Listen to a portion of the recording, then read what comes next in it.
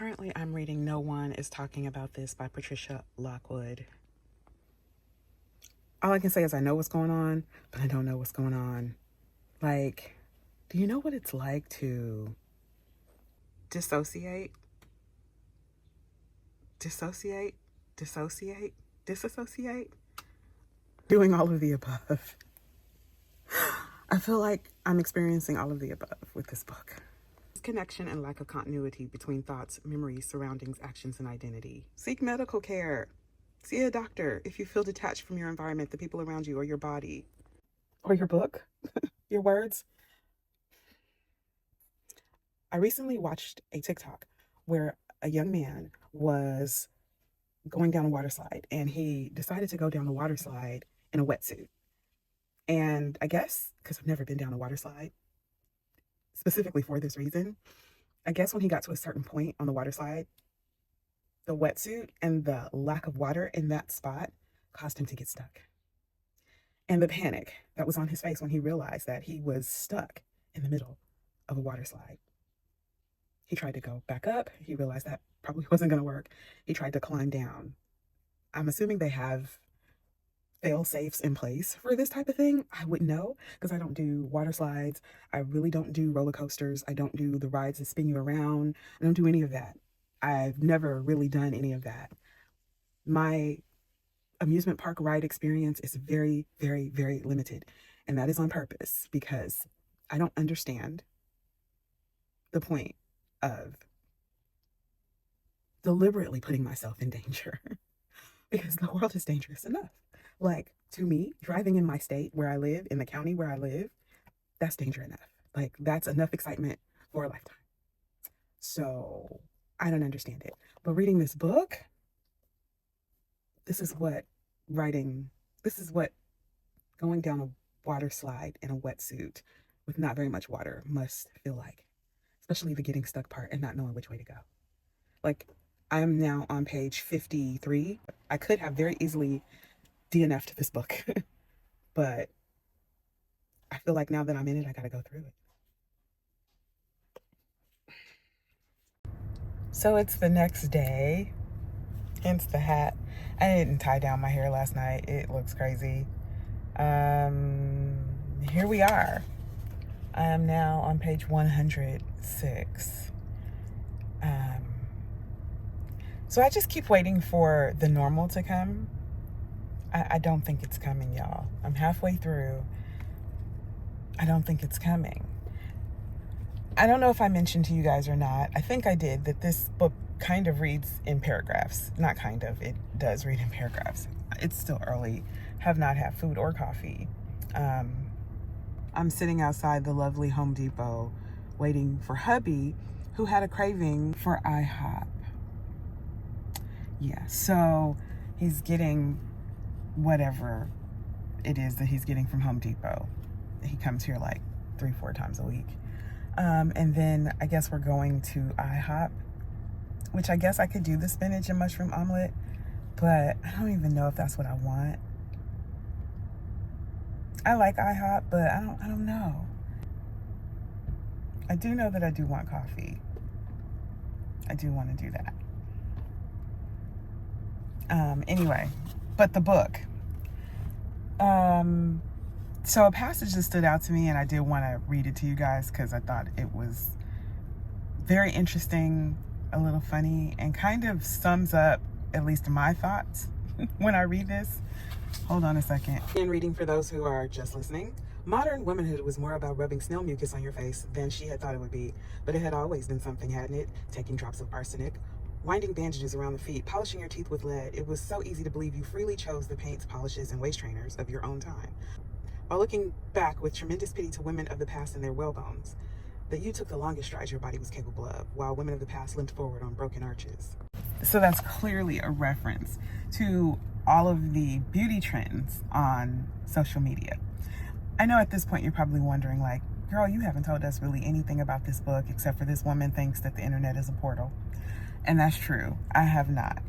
So we have our main character, and basically we're reading what seems like an endless doom scroll.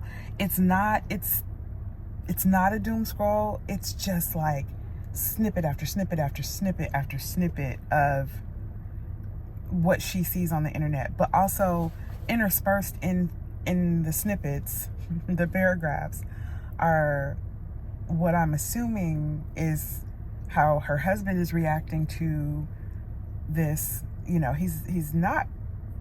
poor man is totally confused as to why his wife has seemingly given her life over to the internet. That's kind of what I'm getting. But the way this is written, it's unrelated blurb after unrelated blurb after unrelated blurb. And it feels like a fever dream too.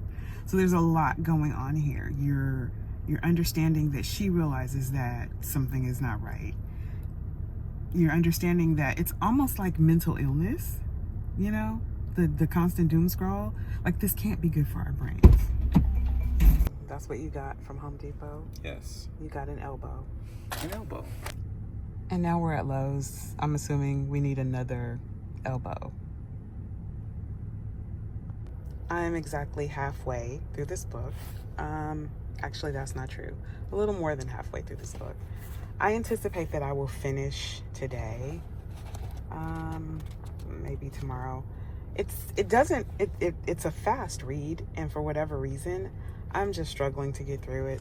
This is Patricia Lockwood, by the way. Yeah, this was shortlisted for the Booker Prize in 2021. I'm just hoping, I'm not very confident that this is gonna wrap all up. I am resisting the urge to peek at the end. I'm resisting it. Originally, this was gonna be a Beauty and the book. I'm not understanding much of what I'm reading, and it's one of those things where I get it. It's meant to make you feel uncomfortable. Like I said, it's just blurb after blurb.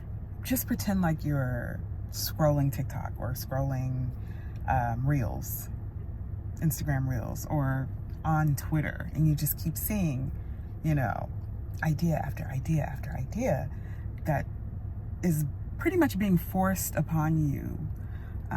Because that's what I consider the For You page should be the forced upon you page on TikTok. It really should, because it's literally forcing you to watch whatever comes next, and you can hit not interested. It'll probably send you more of what you said you weren't interested in.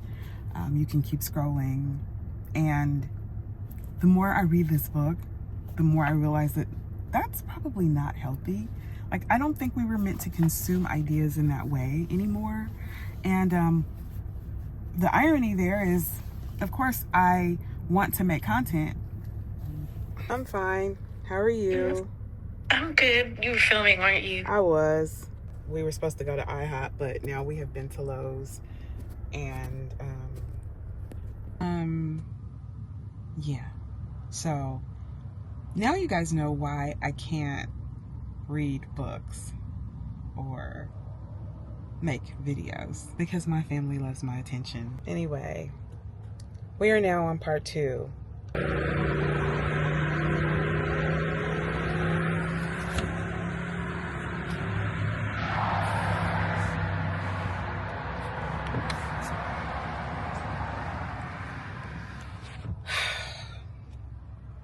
I need to go in and change the settings on this camera that automatically enable face track whenever I put my face to the viewfinder.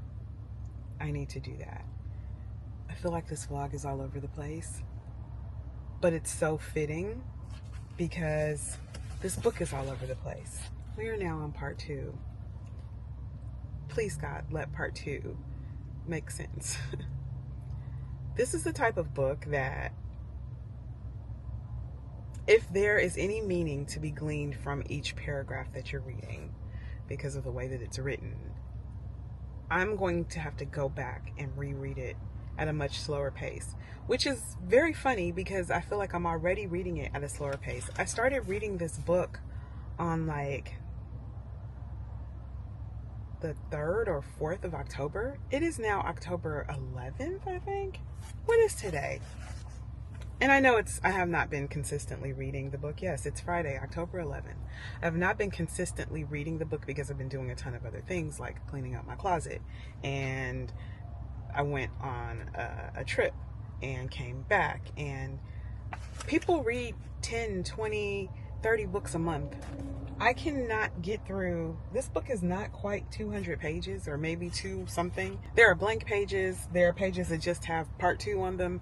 There are, it's all like bullet points. Why is it taking me so long? I should have finished this in one sitting.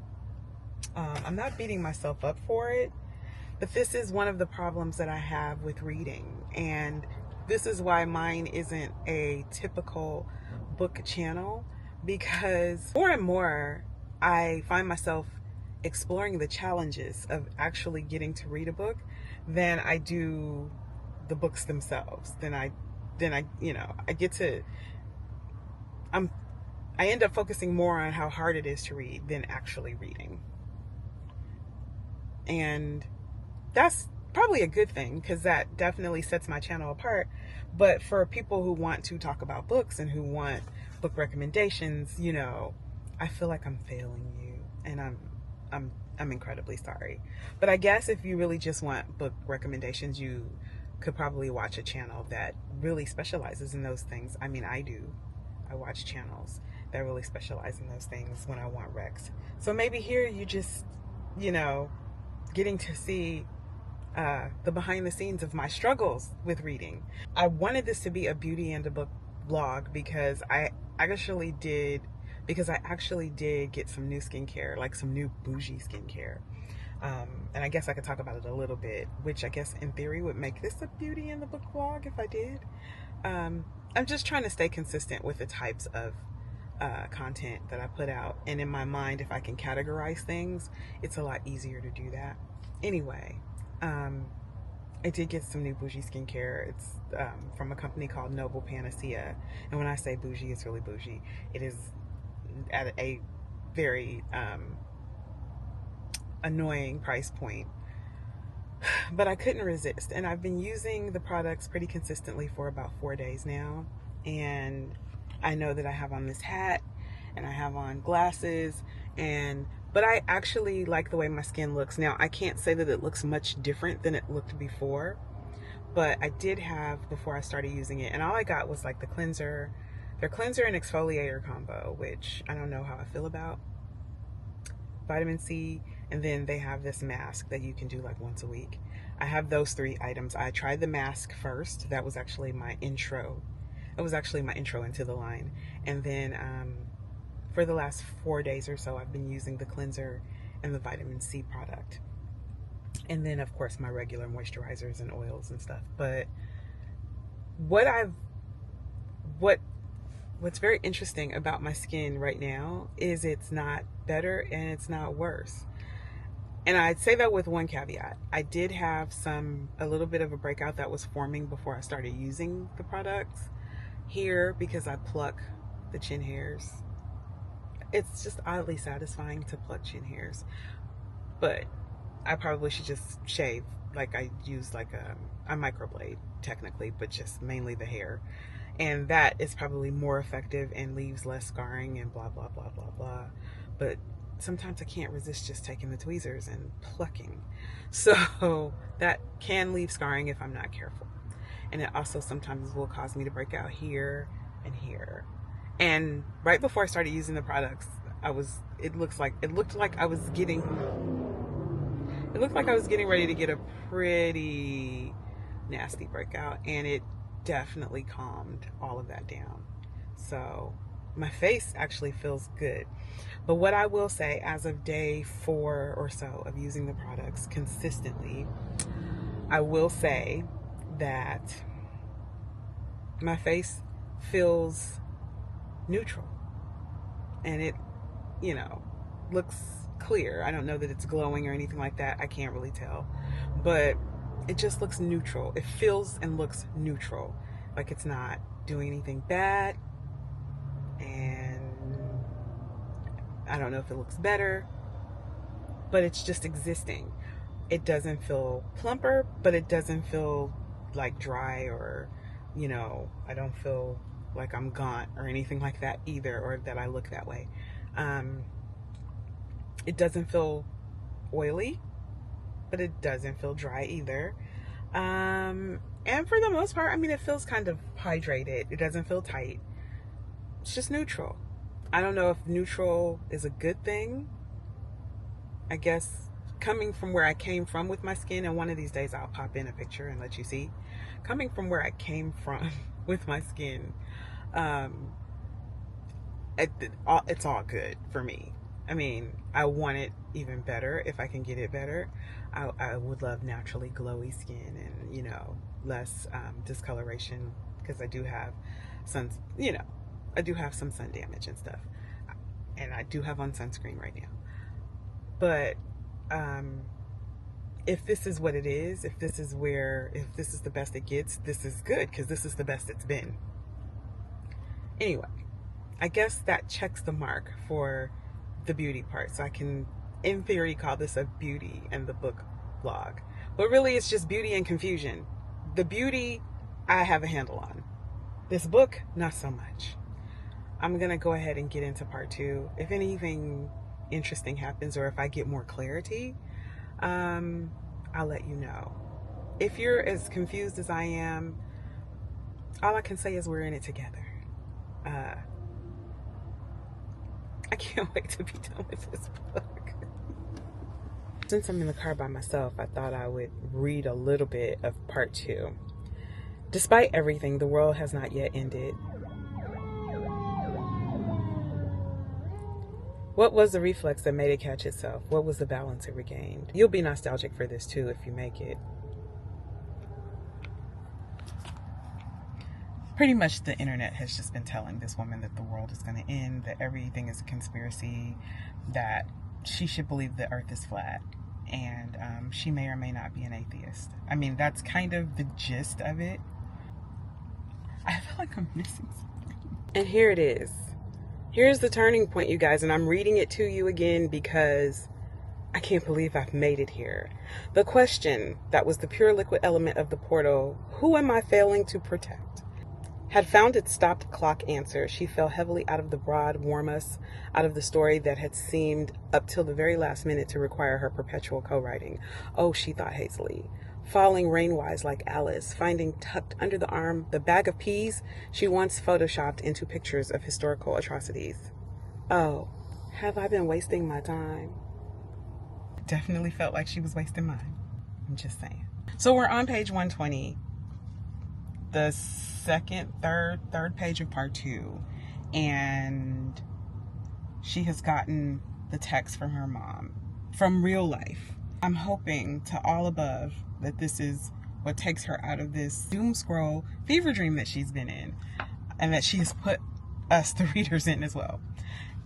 Not that it hasn't been a wild ride, because it has. Not that it has been wholly unpleasant. I am just a control freak. You learn so much about yourself when you read. Well, guys, we are in the home stretch. I did not see the Aurora Borealis the last 2 nights, but I am seeing my way through this book. I can't believe I missed it. Like, they saw it in DC. The light pollution there is crazy, so I know I would have seen it here in the country. It's devastating. But the book, part 2, is bringing it all together. The clamshell is closing. The point is now very fine. It makes sense. Finally, it's making sense. I've got about 30 pages left, and so I'm going to come back and wrap it up, because now I'm understanding this book. And for it to be 210 pages, that's exactly how long it is. There's a lot in the 210 pages. This is one that, if I have the fortitude, and if it ends in a way that doesn't make me want to throw it across the room, I may revisit.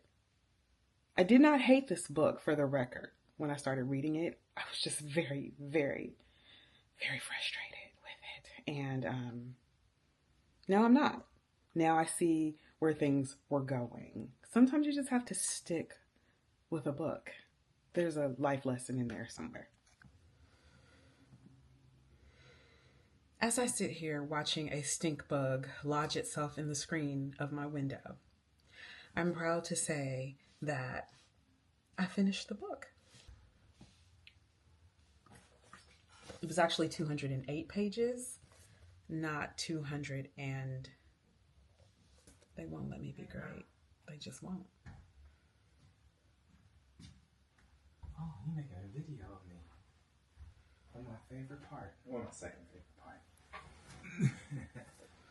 For the record, I have tried to film this video like 4 times. I have been interrupted by my hubby, who also didn't want me to even read the book. I'm not going to say he didn't want me to read it. He was definitely blocking, okay? I feel like I had to climb several mountains. I had so many hills to climb to get to this point of the book, the end. I tried to read last night. My hubby just wanted to talk. I tried to film. I've been trying to film this. He popped in. I was trying to read earlier. My daughter's friends came over. Everybody's calling my name. I had to go downstairs. I don't belong to myself. I don't belong to me. I belong to everyone else.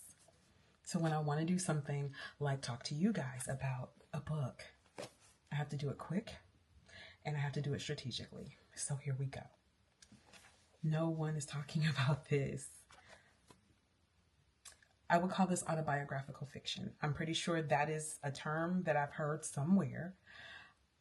I'm pretty confident I didn't make it up, but that's what it is. This is loosely based on Patricia Lockwood's life. It has to be based on the 2 extra pages that I gave the book, because I said it was 210. It's actually 208. Based on the 2 extra pages, which were the acknowledgments, the things in this book did happen, but maybe not so much in the way that she wrote them. And definitely the part about the portal is beyond autobiographical. It's almost got like a magical realism type feel to it, which in fact is probably what makes this fiction. I will be very honest with you. I'm not going to rate this book yet. I want to see how this book, how it deals with me in the future. Like, if I think about this book tomorrow, if I think about this book, there is a side of me that really wants to read it over again. But I don't want to read this book over again right now because I have other books that I want to read and I have other videos that I want to make. And I had other goals in mind. But this book, and I kind of knew it was going to happen, but I'll be honest, at the beginning, I didn't trust the process, okay?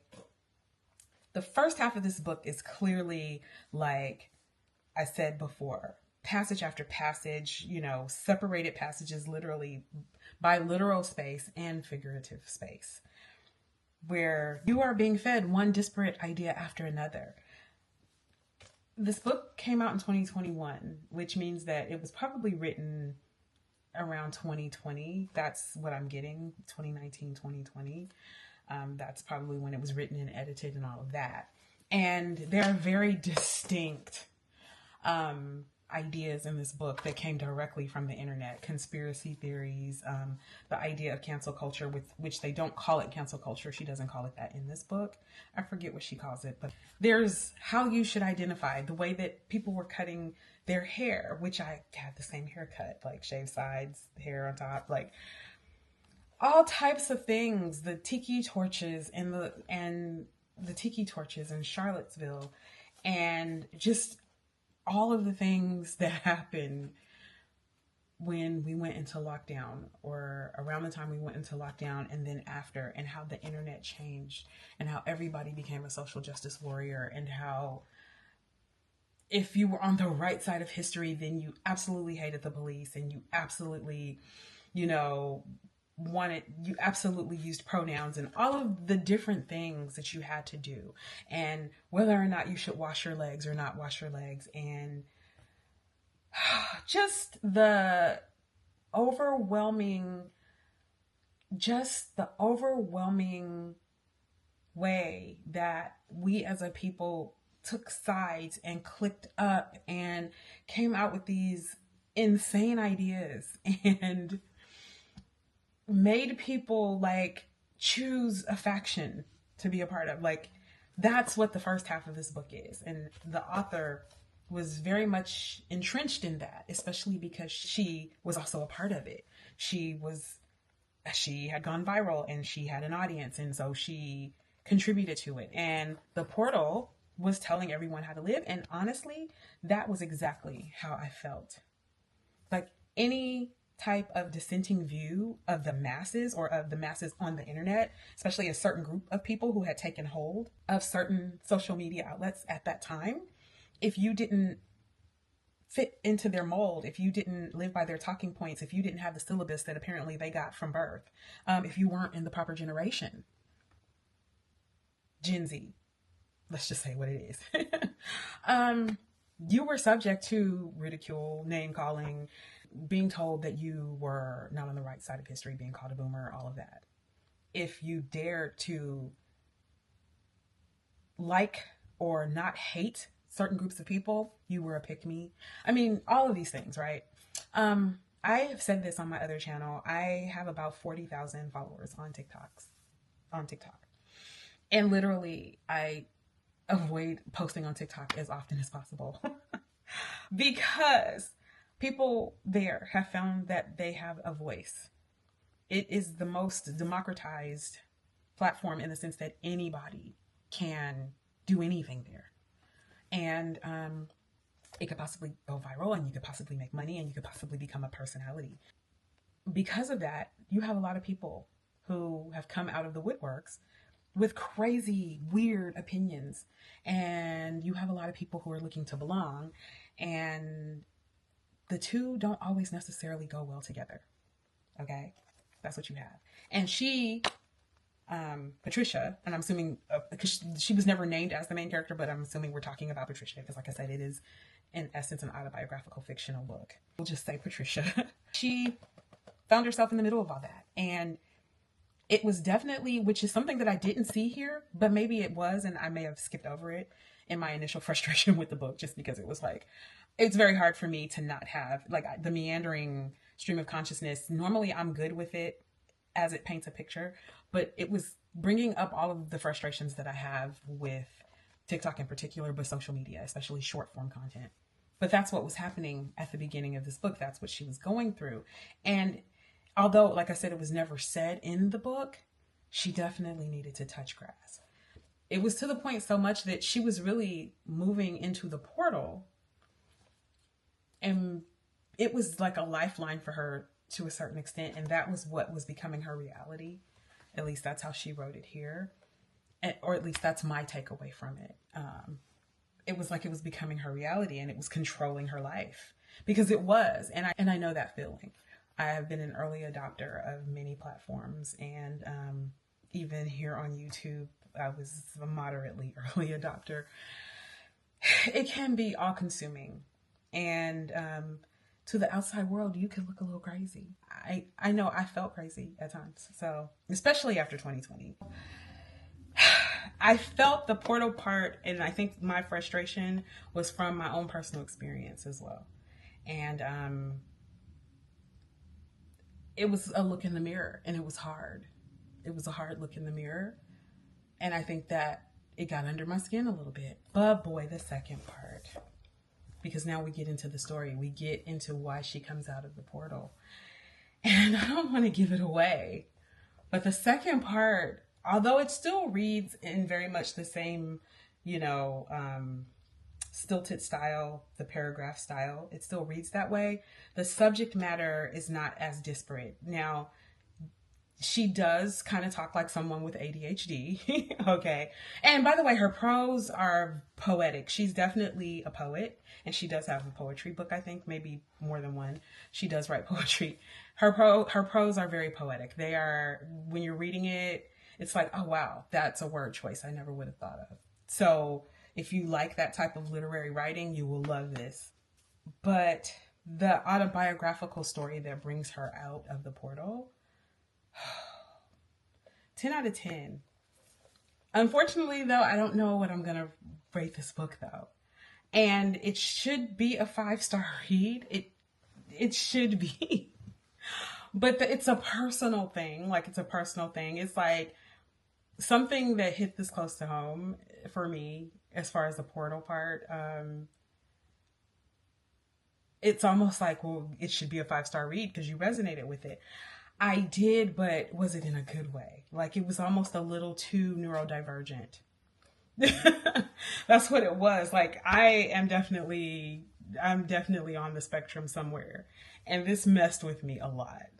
So I don't know. I don't know that, because I'm thinking, like, for the average reader, would it make them put the book down? You know what I mean? For me, I think it was more of a personal, like, let me show you yourself a little bit. But for someone who never had the problems with the portal, don't even know anything about the portal, they might find it like a mess. Like, because it meanders a lot at the beginning. I don't know. But the ending, the second part, the story itself, the way that she brings it together, the way that she writes, it's a great story. And I don't want to give away the story, but a tragedy happens in the family. And it's probably, when you think about it, when you think about this type of tragedy, it's probably one of the worst things that can happen because of who they lose. And I don't really want to give that away because I feel like you need to read it to know.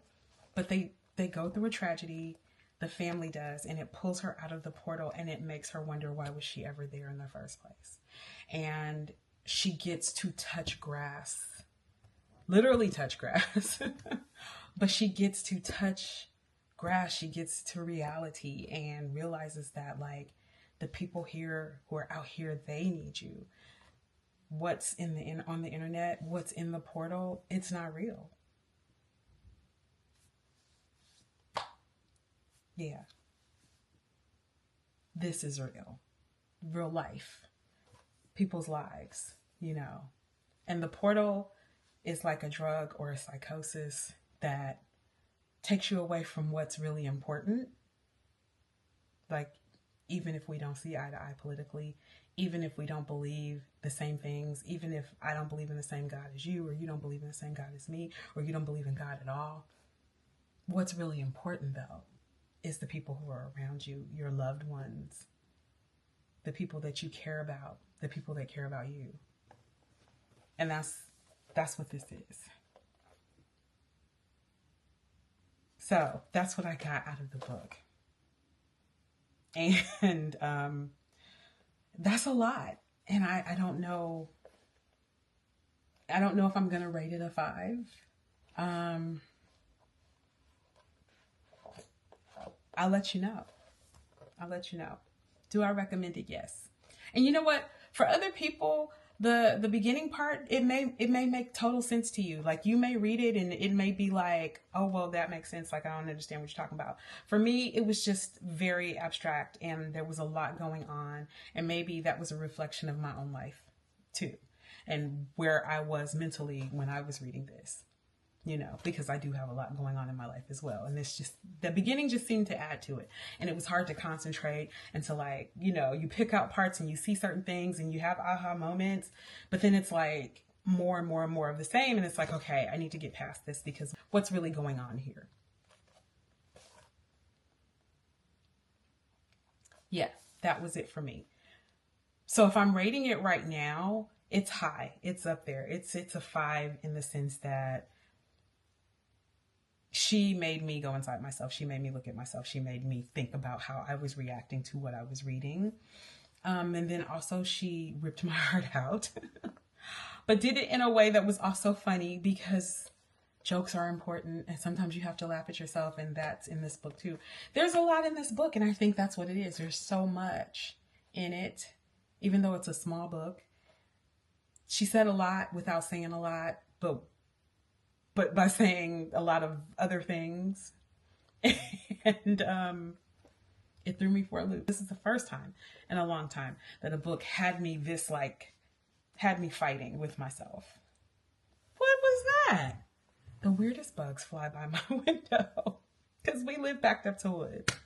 What was that? It looked like one of those big, like, walking sticks. Anyway, and I think that it ate that stink bug. I think that because the stink bug is gone. Oh, wow. Okay. I'm going to go now because I've talked for 13 minutes, which is really actually longer than 13 minutes, and I have to edit this. No one is talking about this. It's an interesting book. If you like an interesting book, if you don't mind stream of consciousness bullet points at the beginning, and you know a little something about how the internet worked in 2021 and 2020, 2021, and even still now, you may pick this up. It is worth it to get to part 2 and to get the whole story. Reserving the rating because I need to think about it. All right, you guys, I'm gonna go now. I hope you enjoyed this vlog. I feel like it was really long, especially because we only talked about one book. Okay, hit the thumbs up if you like this video. Give me some feedback in the comments. Let me know what you think. All right, take care.